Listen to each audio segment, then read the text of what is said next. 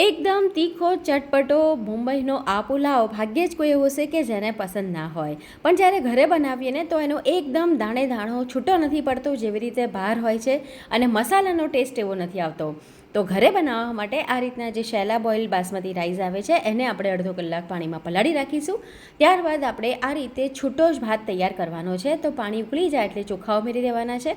એની અંદર આપણે વટાણા ઉમેરીશું અને બટાકા પણ ઉમેરી દઈશું, જેથી ભાતની સાથે બંને પણ બોઇલ થઈ જાય.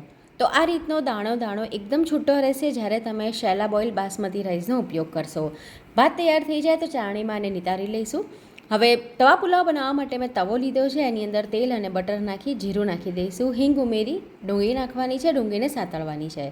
આવો તવો ના હોય તો કોઈ પણ ફ્લેટ પેન તમે લઈ શકો.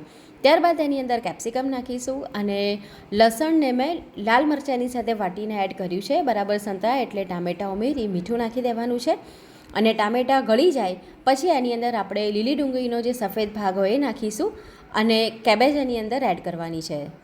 કેબેજને આપણે બહુ સાંતળવાની નથી, કાચી પાકી રાખીશું. અને એની અંદર પુલાવનો મસાલો એડ કર્યો છે, બરાબર મિક્સ કરી લેવાનું છે. અને કાચી પાકી જ કોબેજ રાખવાની, એટલે બહુ વધારે નહીં ચડાવવાનું. અને હવે જે ભાત તૈયાર કરેલો છે એ એની અંદર ઉમેરીશું. ફરીથી થોડો આપણે પુલાવ માટેનો મસાલો એડ કરી દેવાનો છે, બટર ઉમેરી દઈશું, અને લીલી ડુંગળીનો જે લીલો ભાગ હોય ને મેં અત્યારે એની અંદર એડ કર્યો છે. તમારી પાસે ના હોય તો સ્કીપ કરી શકાય. બરાબર મિક્સ કરી દેવાનું છે. મરચું તમારે તમારા ટેસ્ટ પ્રમાણે લેવાનું, અને તૈયાર થઈ જાય એટલે છેલ્લે લીંબુ નીચોવી ગરમા ગરમ તીખા ચપટા પુલાવને સર્વ કરવો.